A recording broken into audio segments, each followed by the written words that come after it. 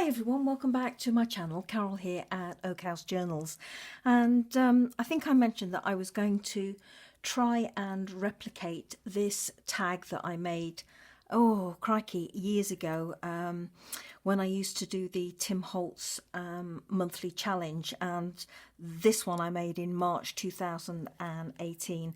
And I have to say, out of all the tags that I've made using the Tim Holtz monthly challenge, this was one of my favourites.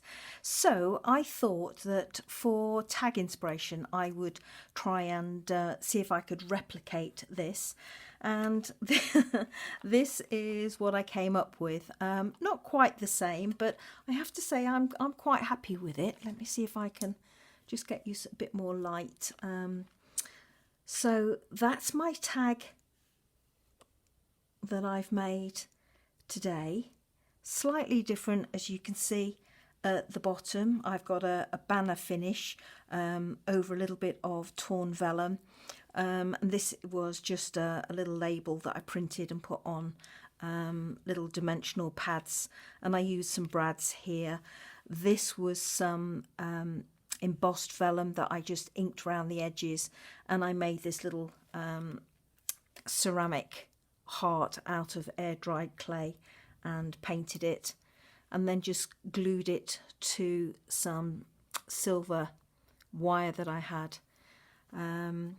But this time I decided what I would do is I would use these little glass vials that I got off BB Crafts, and there's a video where I've played with these, and I'll put that in the description box down below. And then I've just tied a little bit of Averyl twine round the eyelet at the top here to make a little bow. And then this is some beautiful silk sari chiffon that I got recently from the Mary Maker Studio in Australia. And again, I'll put the link to Mary Maker Studio in the description box down below. Okay, so I thought I'd try and do a walkthrough type tutorial of how I made this tag. So what you will need, or I'm just going to pop these off to one side. Basically, what I used was just a couple of pieces of white cardstock. Now, nothing special about this. It's not even mixed media cardstock. It's just some white card that I got from Hobbycraft. It's about, I would say, 200 GSM in weight, and I've cut two. Now, the reason I've done that is because I don't like seeing the stitching on the back. Sometimes it just depends on how the mood takes me. On this original card I did here, as you can see, I've backed it with black cardstock. Now, if you are going to back yours with some coloured cardstock, pale blue might be quite nice, then you only need one top card. Or if you don't mind your stitching showing through on the reverse of your tag, then that doesn't matter, just use the one. On this one, as you can see, I've stitched all the way around through both layers, just to give my tag a bit of heft, and I'll explain a little bit more about whether I'm going to back this one or not when the time comes, and you'll see what I mean later on anyway. So you could cut one of these in heavier weight cardstock, or you could just go with 200 gram cardstock. It just depends on what weight you prefer for your tags. Now, with these tags, I just use the Ranger size 8 manila tags as my kind of guide to the size of tags I work with. So these, and I've just taken one of my manila tags and just trace round it and then chop this out. This is just shy of 16 centimeters by 8 centimeters, or in inches, about 3 1/8 by 6 1/4. So I've got two of those, and then I used this die which I've had in my stash for absolutely ages. It's a Sizzix Tim Holtz Alterations die. And that is, sorry, we're getting a lot of glare here today. That is the product code number 660990. Now, as you can see, there's oodles of pieces for your wings. I'm not even sure if they make this anymore, but you might be able to pick it up on eBay. So I used that and I cut out all my pieces, which, as you can see, are here. And all it is just a case of cutting out your pieces and placing them one on top of each other as you like to get whatever shape of wing you like. The only thing, and you have got definite left and right wings when you cut them out, and you will be able to tell from the finish on your cardstock. This is, I can feel that there's a sharper edge on this side and a slightly rounded edge on that side. So obviously I know that's a left-hand piece for the left-hand wing. So you'll feel that when you chop out your pieces.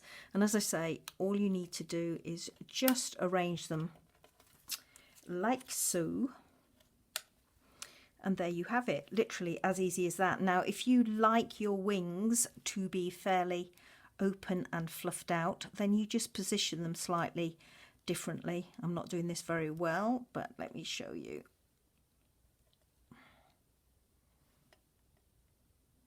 You could open your wings up even more. So as you can see from mine, my wings are fairly closed because you will get a slight overlap on the back of your tag like that. So the more you open your wings out, the more overlap you will get. Now, if you want to create a wider tag, then that's absolutely fine if you want to open your wings up. So that's what I did. I cut out my 2 pieces of card and my wings. And then what I did was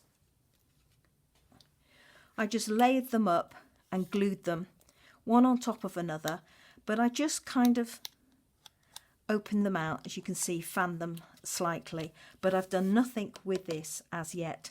Now, to create this look in here, I was playing with Distress inks, and the colour I used, if I just pop that to one side, the colour I used was the Tim Holtz Distress inks, or the Ranger Distress inks, and this one is Stormy Sky. Now, I really loved how this shade came out, and I'm going to show you that because there are 2 techniques for getting it down onto your card, and it's whichever one you actually prefer.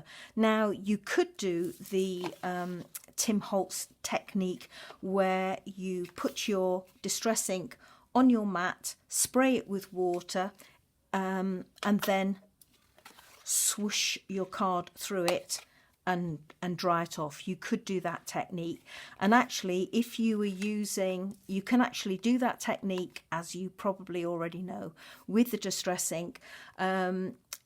You can do that technique with the Distress Oxide inks as well. And actually, if you're doing the Distress Oxides, that technique is amazing, because if you dry it off in between each layer, then you get some absolutely fabulous backgrounds. But I don't want the whole of my tag covered. All I wanted was predominantly down the centre here. So I'm going to show you how I did that technique. So I'm just going to move the camera just over to one side so that you can just get a glimpse of this. I'm working on a Tonic Studios Tim Holtz glass mat here. So all I do is touch my ink pad onto my surface here, and I've got one of these spray guns, but anything that can spray water, and all I've done is just done a very, very light misting onto that puddle of ink. Now let me see if I can take you over a little bit more so that you can see a little bit more of what I'm doing. There we go. So there's two methods that I use. The first one is getting my ink down like that and then taking my card, and I'm just going to give it a light misting directly onto my card here. Okay, so it's about 6 sprays. Okay, and what I didn't do was get a piece of kitchen roll to put down, so I'm just going to do that now. Okay, so I've got my tag lightly misted. I'm just going to give it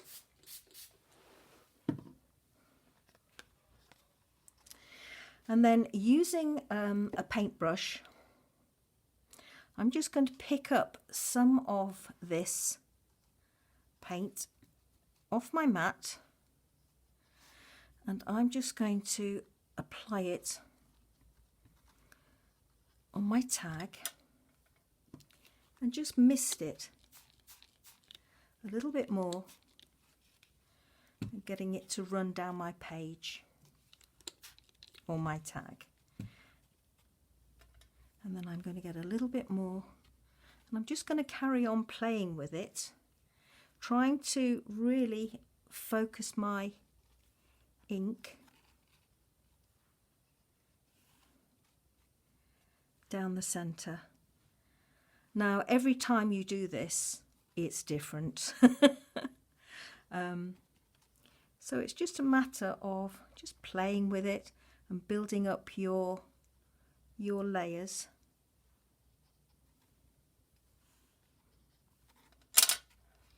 And if you find that it's not quite running, then you just add a little bit of water to it and just let it go, let it play. Don't worry about it. I think the secret with this is not worrying about it. So I'm just going to give this a light quick dry with my heat gun before I put on another layer.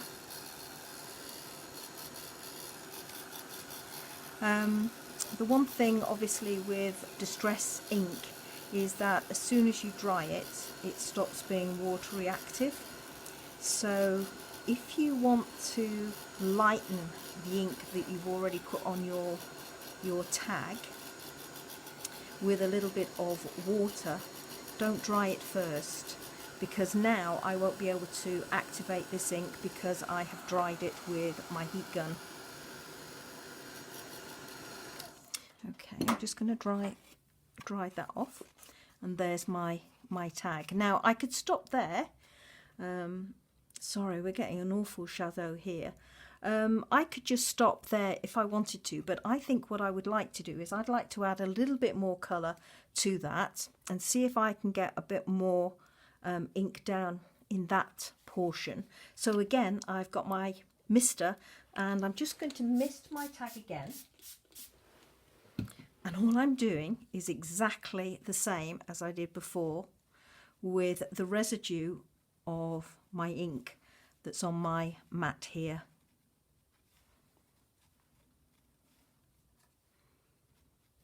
And I'm going to help it along a little bit just here by just tapping it, letting it go down to the bottom.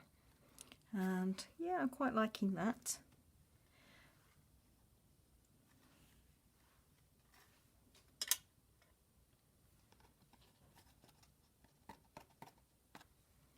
What I'm not liking is this little breakaway dot here, so I'm just touching it with my cloth, well, my piece of kitchen roll actually,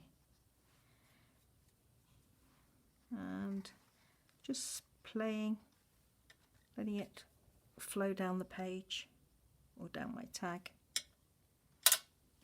giving it a little helping hand at the bottom there.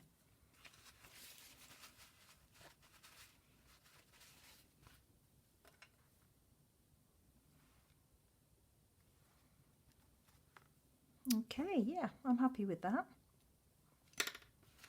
So I'm just going to dry off my mat here, and I'm just going to set this by giving it a quick blast with my heat gun.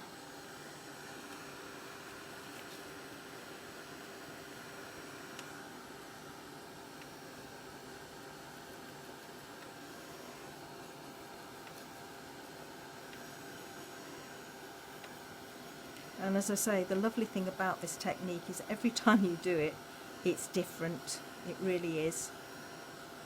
Don't worry if you see the paper curling like mine has here, because you just flip it over and it flattens itself down. I was amazed the first time I saw Tim Holtz do that. Okay. Now, as I say, this is not anything special in terms of cardstock. It's just white card. This technique works so much better if you have mixed media paper. It really does. But I find this white card, which just came from Hobbycraft, nothing special, works perfectly fine for me, for most of the techniques that I want to play with. So that is my dripage. This could have been better down here, but I'm not bothered about it because my label will go across the bottom. So that is my first technique. Now the other one is very, very similar. I saw a lovely lady called Veerle Morrels, and I'll put the link down below to her channel.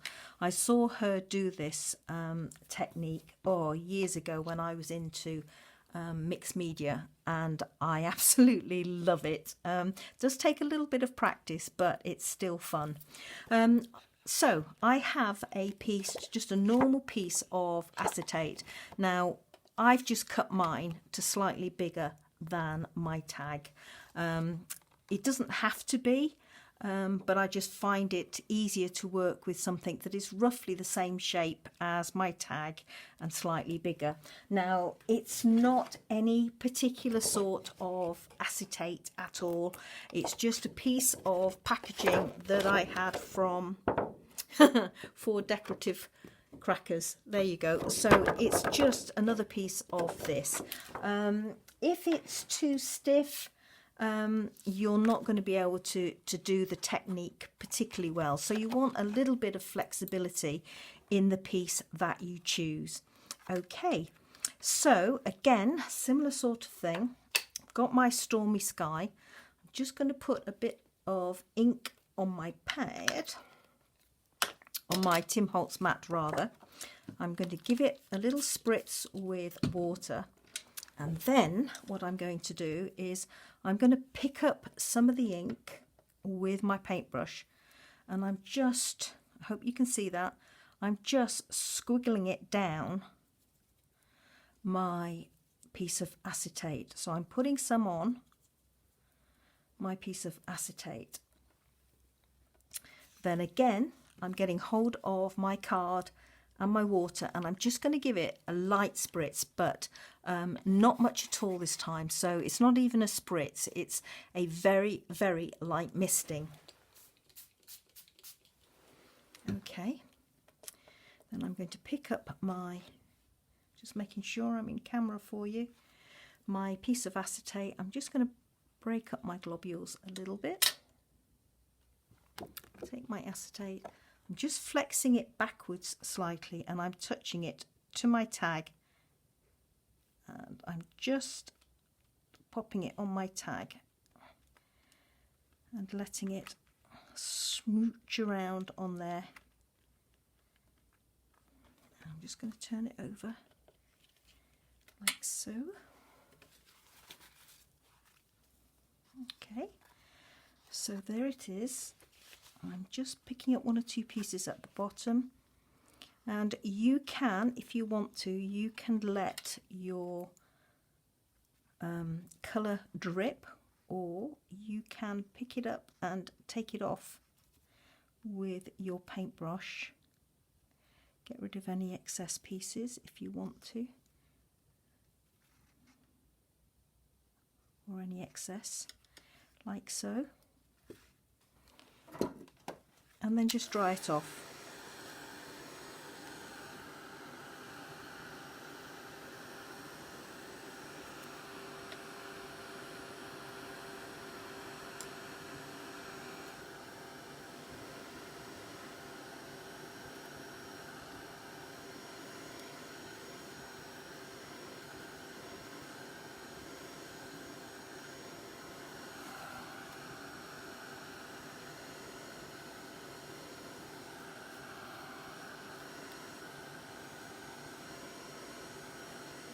There we go, and that gives you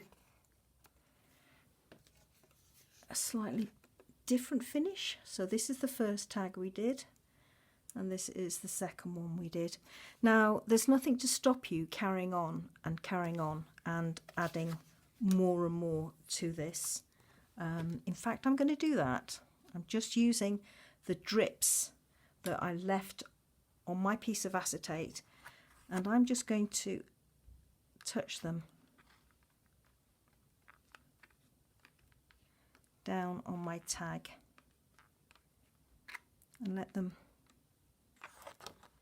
pick up on my tag.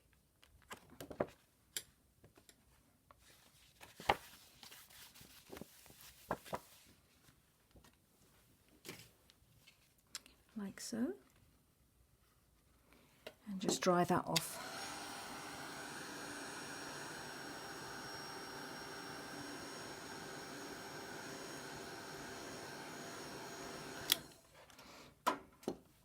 And that gives me a few little droplets again. This way you've got a little bit more control if you want to keep it more central, which is exactly what I want for this tag. So to try and give this one a little bit more interest, what I'm going to do is I'm just going to do the age-old technique. You all know this one, and just add some splatters with my leftover ink and dry that off.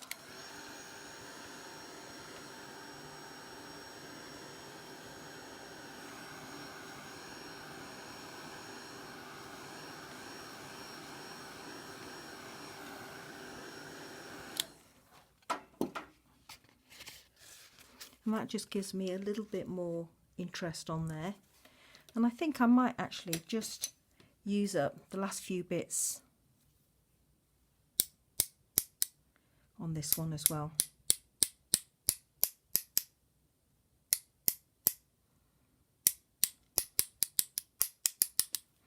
And as you all know, when you do this technique, tapping your paintbrush with paint onto your tag or your page, the higher up you are, the finer your droplets are going to be on your tag.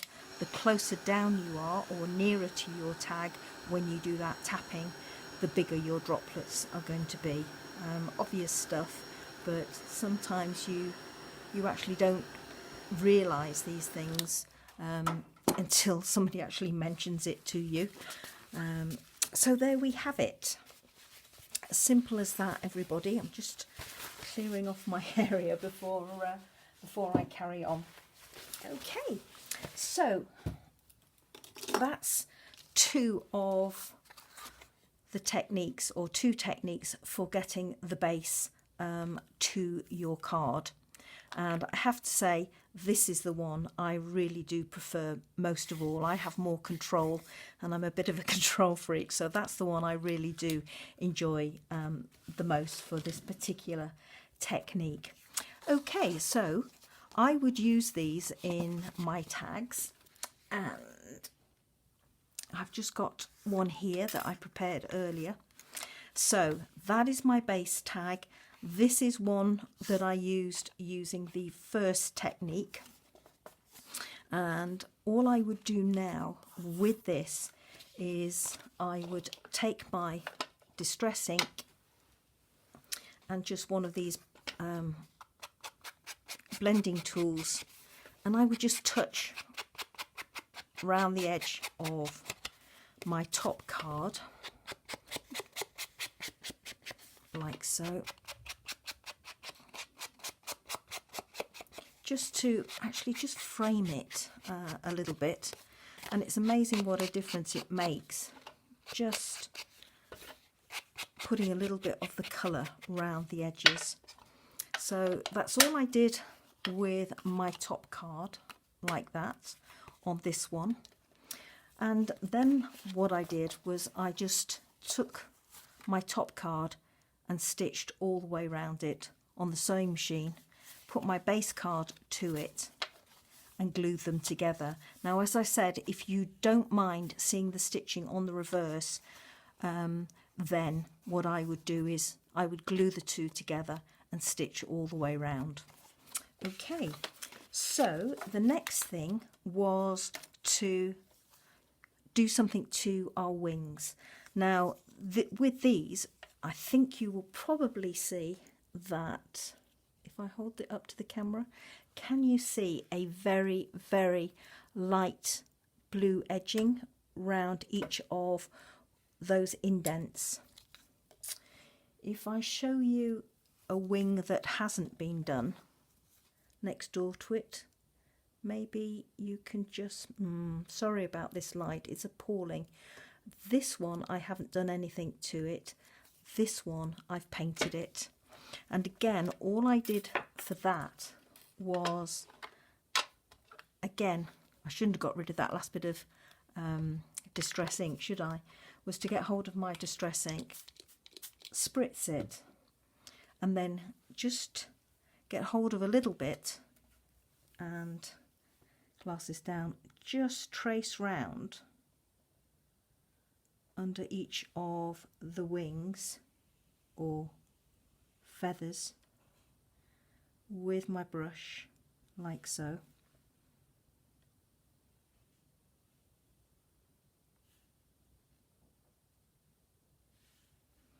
I also trace down the outside edge of each wing.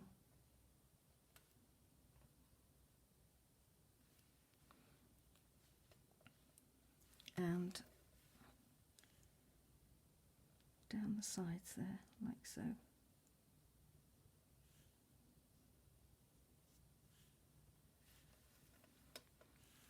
Just very, very gently.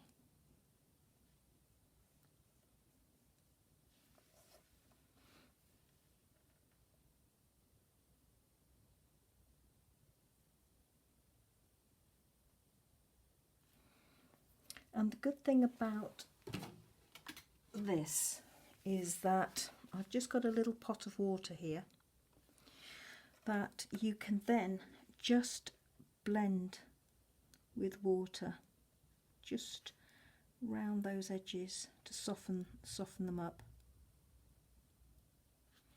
as you go.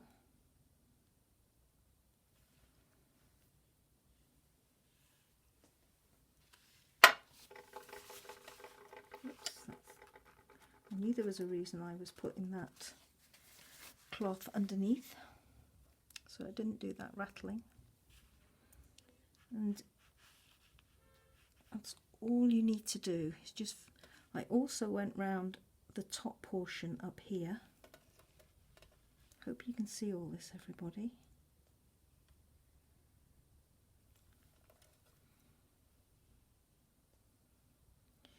And it's actually really, really forgiving, the Distress ink, with it being so reactive with water. Oops. Oops.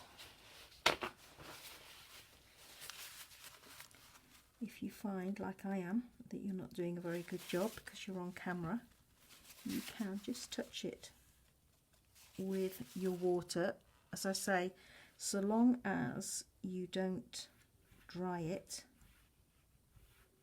with your heat gun, you can carry on just doing that and watering it down. Now what I tend to do, or what I did do when I did mine, was I just gently built up more and more layers of colour underneath those little contours.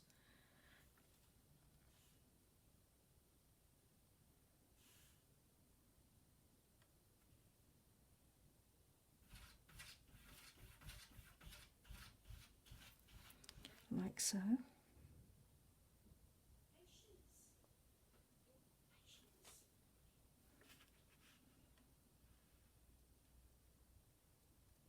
It does take a little bit of time, but you kind of make it a Zen thing, so don't worry about it. And then, as I say, just blend it out with your water as you go.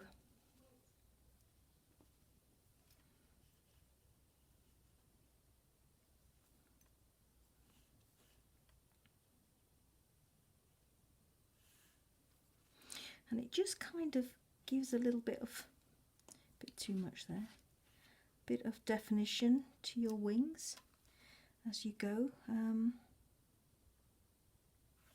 we go, just like so.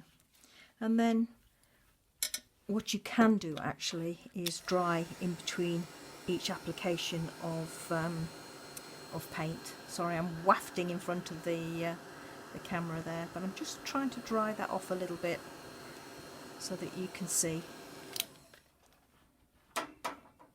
And it just gives you a little bit more definition to your wing. Okay, so I'm just going to move this off to one side, just clean my mat up again.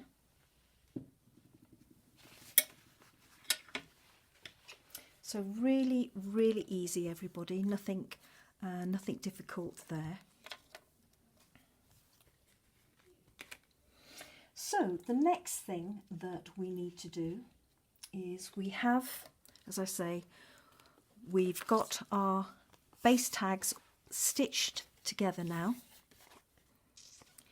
We have our wings that have blue round the edges, and then to give them a little bit of shimmer like this, I just touch the edges with some glitter. So for that I used one of these quickie glue pens. I love using these for this sort of detail and for highlighting letters or words. So for example, Happy Christmas or something like that. So let me just get my bits and bobs together. So these are the quickie glue pens. Now when you put the glue down with these, the glue is blue, so you can see where you've traced, and then as it dries it becomes clear, so you can actually see where you're going, and because you've got a nice pointed tip to your pen, it's easy to actually trace your line. So for that, for the wings, all I did was I went round each section of wing just with my pen, just tracing a line. There we go. Sorry, I was off camera there. Now before we went underneath each of those ridges, now we're tracing round on top. Okay, so there's my wing, and for the glitter I use this Paper Mania fine iridescent glitter, again from Hobbycraft, dirt cheap, but I love it because it's got a sprinkler to it. And all I did, sprinkle my glitter on top, and then I'd leave it to dry. Now it dries, I could literally pick that up and use it now and go on to the next one, but what I found was that it gave me a nicer finish if I actually did two sections. Oops, I'm off camera, sorry everybody. If I did two sections of each wing with the glue, so there's one section, just tracing round the edge, and then again coming down onto the next section,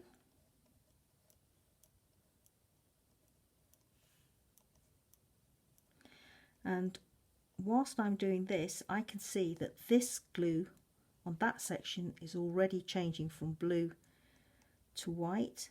I've still got wriggle room, I've still got plenty of time.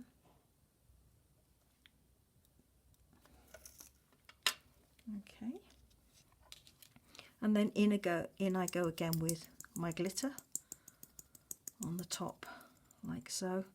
And then I just leave that, go back to my first wing, dust it off, and go on to the next section whilst this one is drying. So I'll just do this one very quickly and then we will move on, because I'm sure you don't need to see me do the whole of the wing. So again, and because it dries blue, sorry, it doesn't dry blue, but because it comes out blue, you can actually see really easily where you've drawn your line. Makes life so much simpler when they do things like that for us crafters. And there we go. And a shaking of glitter on the top. So I'm going back to my first wing here, picking it up, and there we have it. So again, that just gives it a nice little finish. You've got the slight shading underneath each indentation and then the shimmer on top for your wing. So it's just a case of tracing round each of those sections of wing until you've done the whole lot. And as you can see, I've done 3 on that one. Okay, so let me just get this glue. And as I say, this glue dries really quickly. So you can easily have those two wings done in no time whatsoever. So let me just get that back into the container. Do you know, isn't it amazing, however much or however careful you are with glitter, you always seem to get it everywhere. Well, I do. So there we have it. So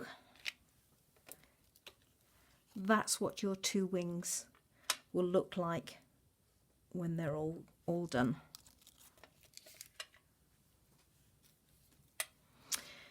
So now we have our wings and we have our stitched card. So the next thing that we need to do, or I did next, was this banner piece here. And I think you can probably just make out that there is a piece of torn-edged vellum behind it. Now you don't have to do that by any means, but that's what I wanted to do. So I just grabbed a scrap of vellum, she says, reaching over to my tray, and found a piece that was left over, measured it across my page, and then just tore it.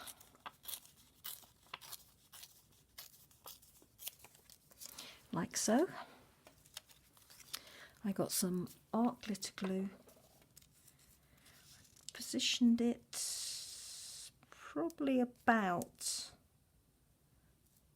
a centimetre from the bottom of my page. You don't have to be too precise with this. You can put it obviously wherever you fancy, but that's kind of where I wanted mine to go. And then just a little smidging of art glitter glue to hold that in place.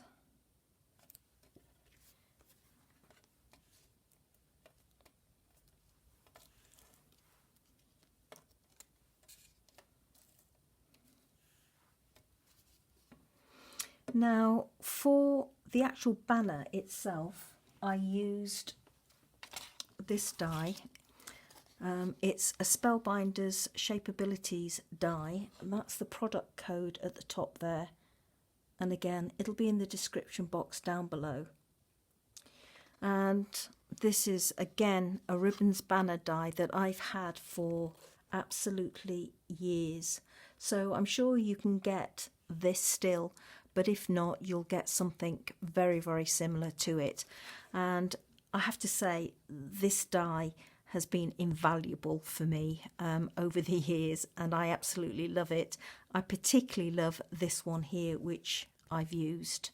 And when you print them off, all I did was I computer generated some words onto the same cardstock, printed them on it, and then cut them out using the die cut. Really, really easy. So that's what they look like when they're just cut out. And this is what they look like if you do the same technique as we've done here with smooching your ink pad and picking up a little bit of paint on your brush.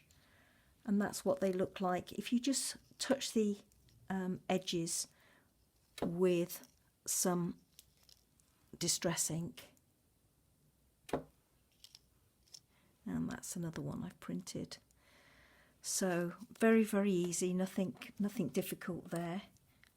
So I created one of these for my tag, and let me use that one. I think I'll use that one on there.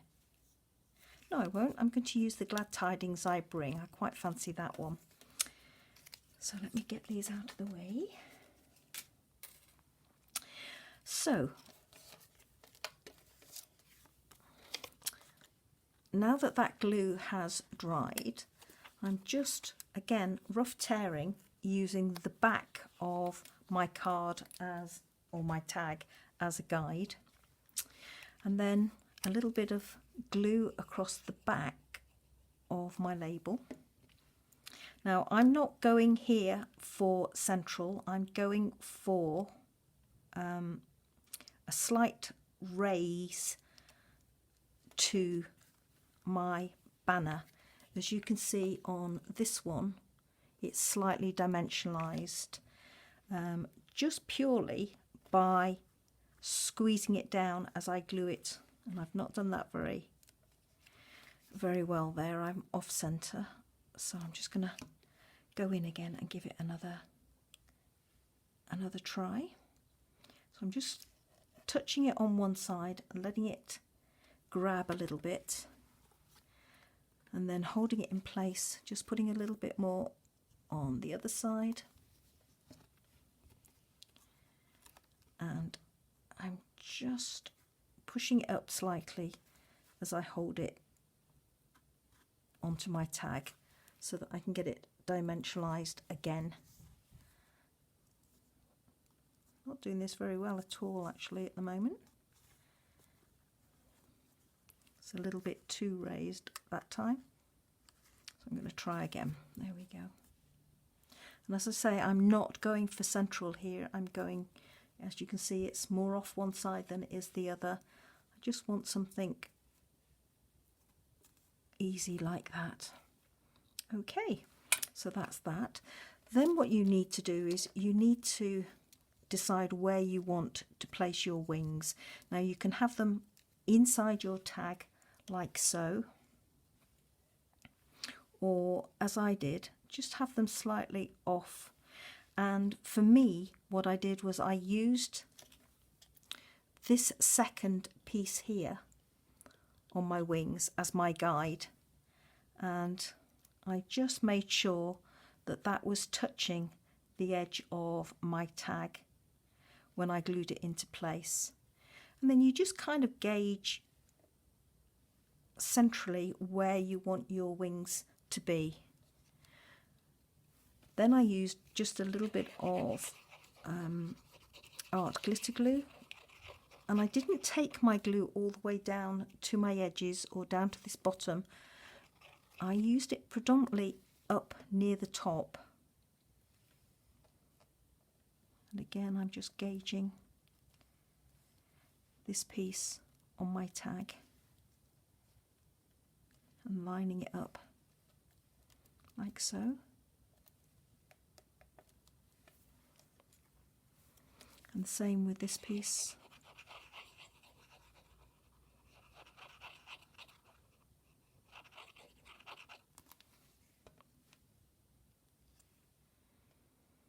Doing the same on the other side.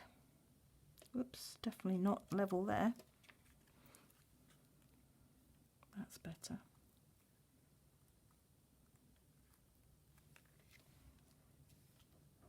And just holding it gently whilst it grabs.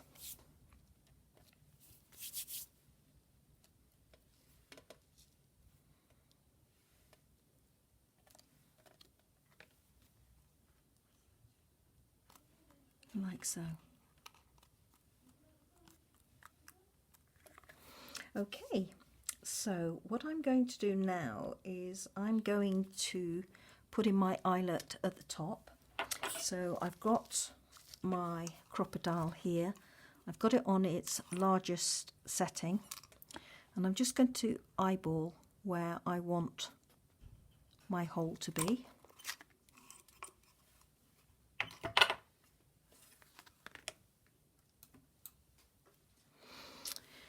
Now you can use an eyelet if you want to, but what I decided to do was I quite like making my own paper eyelets. Now you can use the sticky ones, and I've got a packet here. You can use these if you want, and I do sometimes. These are great if you want to colour them with your inks, but they're fairly flat, they're fairly thin, even though they are self-adhesive, and I actually prefer a slightly raised look. So for me, I like using my crocodile, and all I do is on the largest setting, I make a couple of holes, and then I use this little 1/2 inch circle punch that I've got. And if you look inside, you can see that I have got 2 lines roughly halfway across. Now that is roughly the centre point of my little circle. And I just marry that line up with the centre of the hole that I've just punched with my crocodile. And punch, and it gives me a pretty even placement of my hole when I come to punch it out. So now I'm just using a little bit of art glitter glue, and this is one of those lovely tweezers that I got recently from BB Crafts, that set.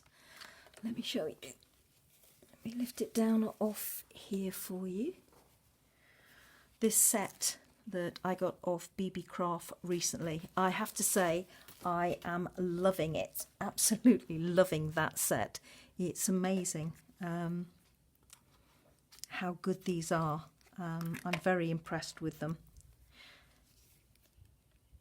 So a little bit of glue, art glitter glue, and pop that on the back like so.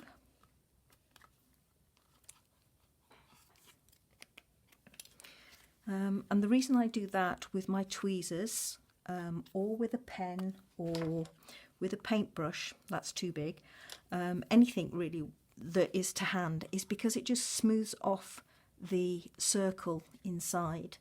And I have to say, because these have got nice rounded edges to them, the coating that they've put on here is anti-corrosive apparently, but it gives a really nice feel. And because that edge is slightly rounded, I found that these are perfect for doing my usual trick, which is just to smooth off my hole like so. Okay, So now I'm going to put a piece of ribbon in the top, and I have some of this Merrymaker sari chiffon that I mentioned, and all I did was tie just a little bow on the top. And let's start that again. I am just useless at tying bows on camera, I really am. I don't know what it is. So I'm determined today to take my time and do it properly, she says. I do end up faffing with my bows for ages, actually, when I'm doing this and having a quiet play at home here. I do spend ages faffing with my bows to get them right, and I think what it is, when I'm on camera, I'm feeling the pressure not to faff so much. So I'm just going to trim that one off a little bit.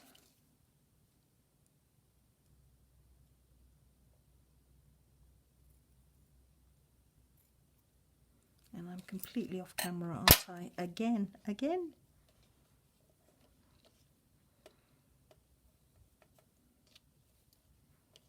It doesn't want to sit, that one, does it?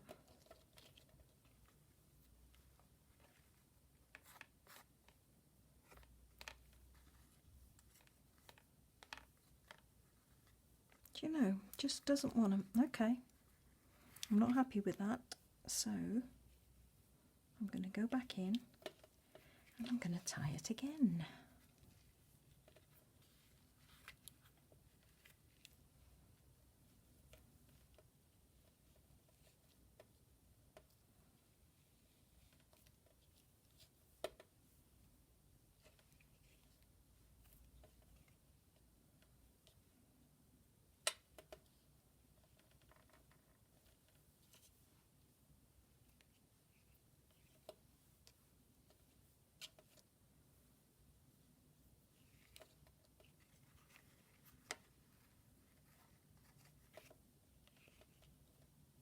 Do you know, it was famous last words, wasn't it, everybody? Me saying, right, I'm just gonna do it properly today.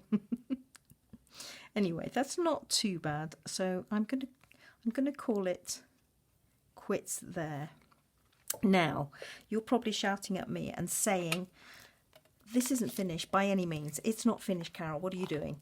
Well, on this one, as you can see, I used one of these little files from BB Crafts, and as I said earlier on in the video, I will put the link down below so that you can see how I played with these, and I put a little piece of Avril twine. So I was thinking, what else, because you might not have one of those little vials from BB Crafts, and you might be wanting to replicate this tag. So I was trying to come up with some ideas what you could use for there. So I've got some bits here that I've put to one side. Now, yes, I know this is another one of those files, but this one has got a little tiny red tassel on it that I made when I did my tassel video, and I thought, yes, I could perhaps put that on there, on this one, like so. Or you might have these. Now these are little plastic. I got these off AliExpress. These are little plastic, like pill tubes, and they have a little piece of paper inside that's tied with some gold cotton. Now you could use one of these and glue it, literally glue a line of glue down the back and pop it. This is where I'm going to need those tweezers, aren't I? Where are they? And you could just glue it in the centre there, like so. And you get about, as I say, from AliExpress, I think you get something like 100 of these. And I think I've used 10. So something like that you could do. Or you could perhaps put a heart in the centre if you wanted to. That might be quite nice, like so. And if you had something like this piece on Earth, that would be quite nice, I think, just to punch out a heart and put that there. Okay. Or the other thing you could do is just put a little bow in the gap there, like so. I think that would be pretty. Or you could use a couple of tiny little jingle bells and put those there. And I actually have just one, only one. I have a little red one, and I could put that there. Now, the other thing that you can do is you could create a normal dangle and just have it hanging, a normal dangle and just have it hanging down from your ribbon. And that would be pretty. You don't have to put anything in here at all if you don't want to. The other suggestion I had was that something that I did here on my original tag, and that was just to take a piece of vellum like this. Just, there we go. This probably is a little bit too narrow.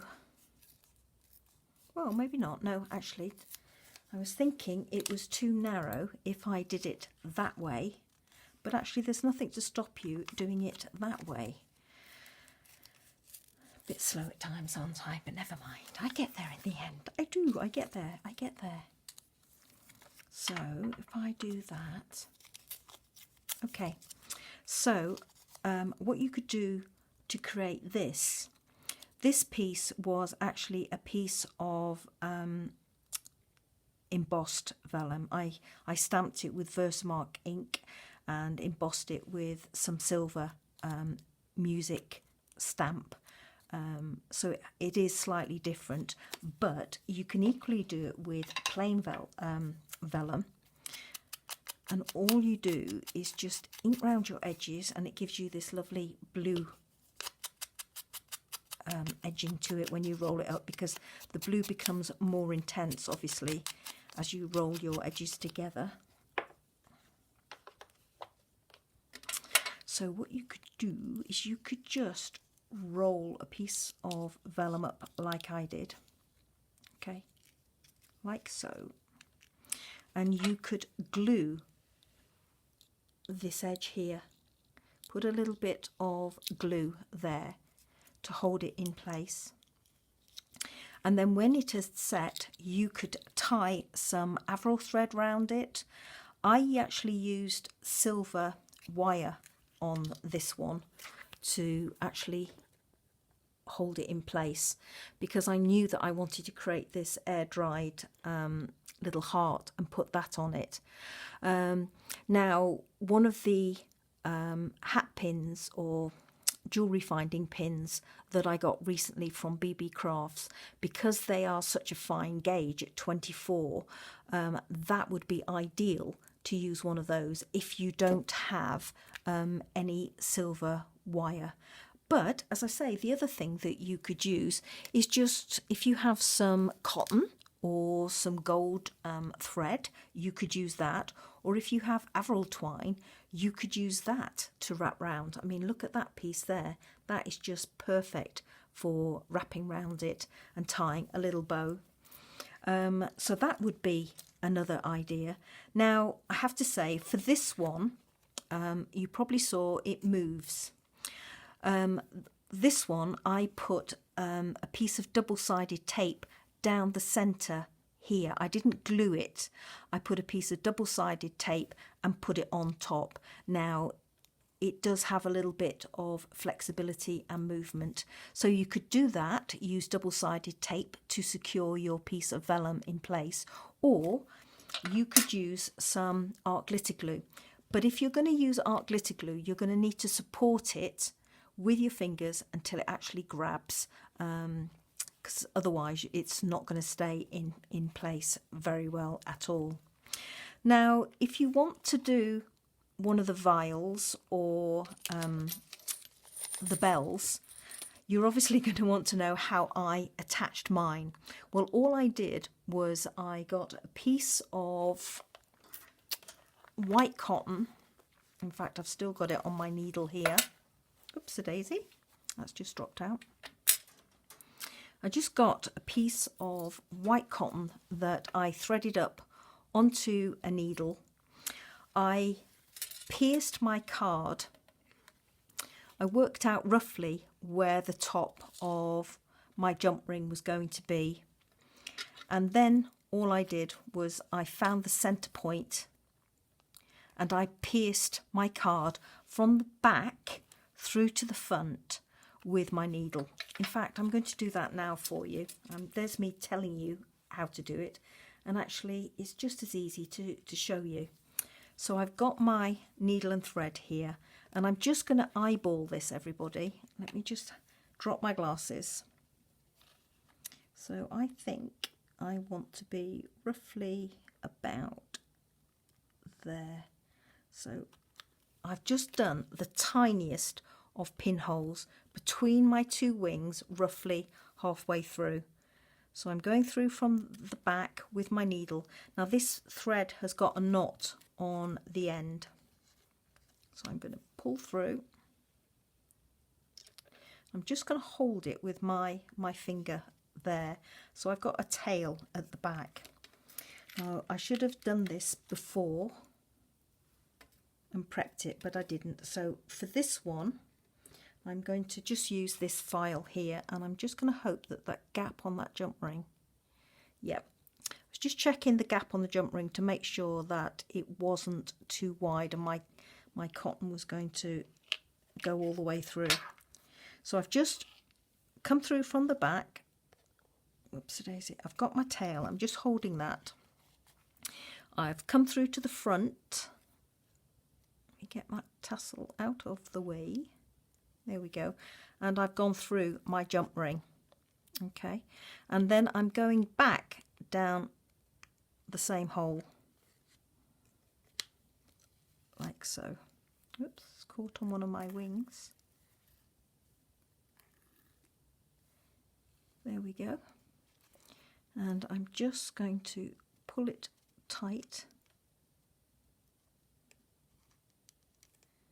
I'm not sure how this is going to work with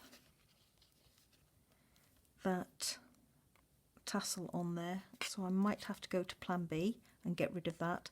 Now all I'm going to do is I'm going to do another hole next door to my first hole. Again, I'm just trying to do a slight pinhole with my needle so that I can see where I need to be. So I'm coming through from the back again through to the front. I'm still trapping my tail thread with my finger at the back. I'm looping through my jump ring again. Whoops, a daisy, go through.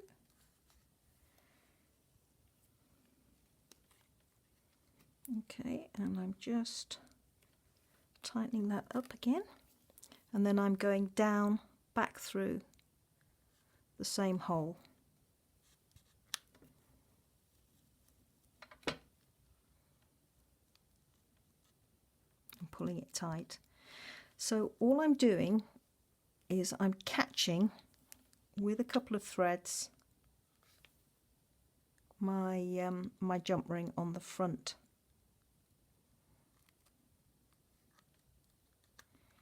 And again, just for good measure, I'm just doing it one more time.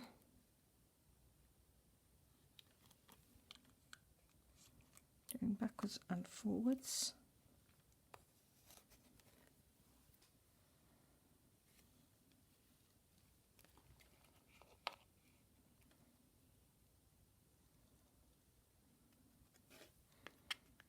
And finally through the last hole.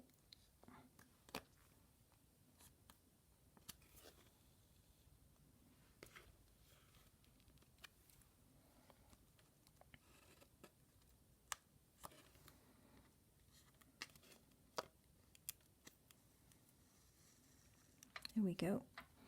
Okay, and finally, with that little tail that I've got left over at the back, I'm just going to tie this off.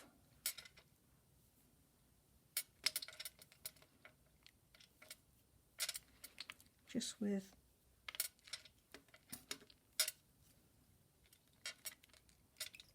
a simple, oops, a little bit fiddly. I love this glass mat by Tonic for mixed media work, but I tell you, it's a real pain when you want to do things like this, because things skid around on it all over the place. So I'm not sure that that last loop has taken, so do another one just for good measure. There we go. And just snip it off. There we go, like so. And then just for good measure, I'm just going to flatten down my holes at the back with my bone folder. Now this one's got a tassel on, and I should have really worked out how well it was going to sit before I actually decided to do that with you guys. So that's like that. It's not too bad, I think. Now what you can do is you could actually leave that like so if you wished, or what I did with this one was I did a little tie of Averyl twine, and I just used a little tiny bit of art glitter glue, and I glued it over my right at the top of my jump ring, over the holes where the cotton was. But I don't think I'm going to do that on this one. I think I'm just going to leave it red like that, with that red tassel.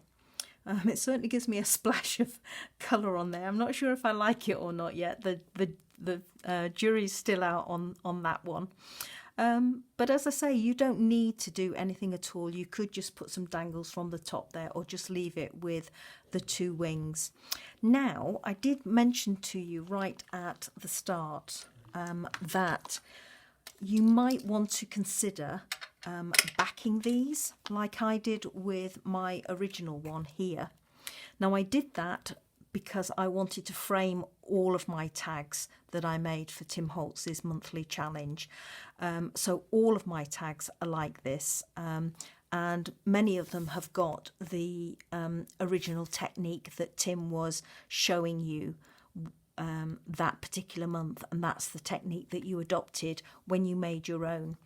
But I was actually thinking this was the one I made to show off right at the start, and I was actually thinking that I could back these with some very, very pale blue card to frame it, the same as I did with this one, where this one is framed black.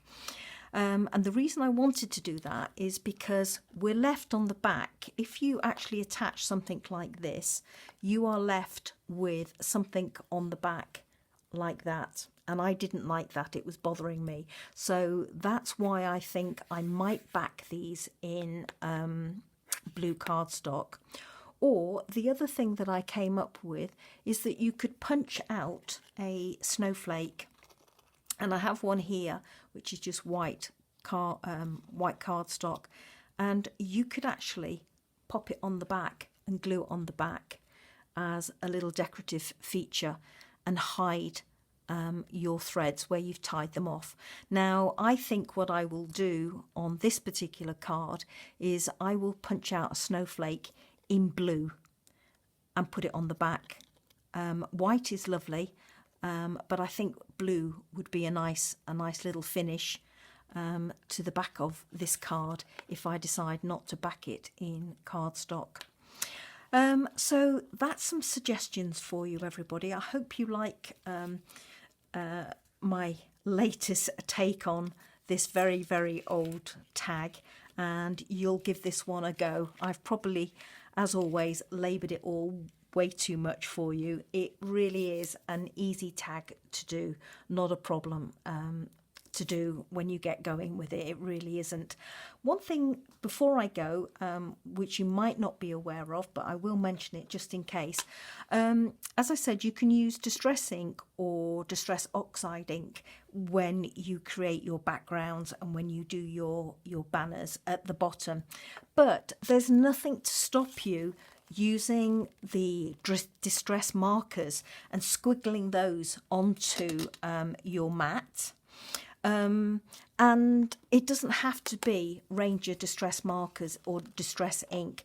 You can equally use Copic markers to do the same thing, or Stampin' Up pens or Tombow pens. They will all do the same thing. If they are water reactive, which most of these are, you can use them. I'm not sure about Sharpies, but any of these are perfectly good for doing that technique. Really, really easy.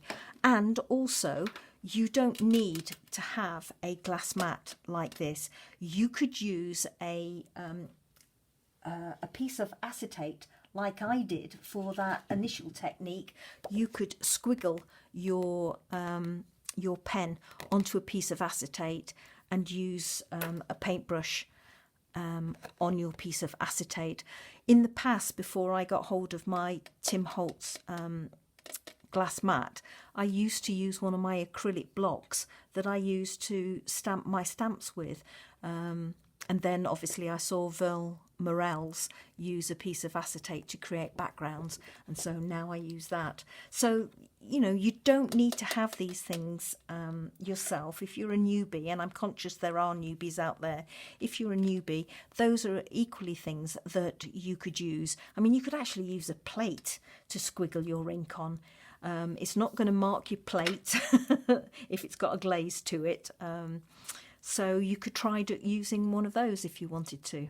So anyway, I've talked enough today, everybody. I hope you enjoyed me trying to create these tags for you, and I hope you'll give it a go.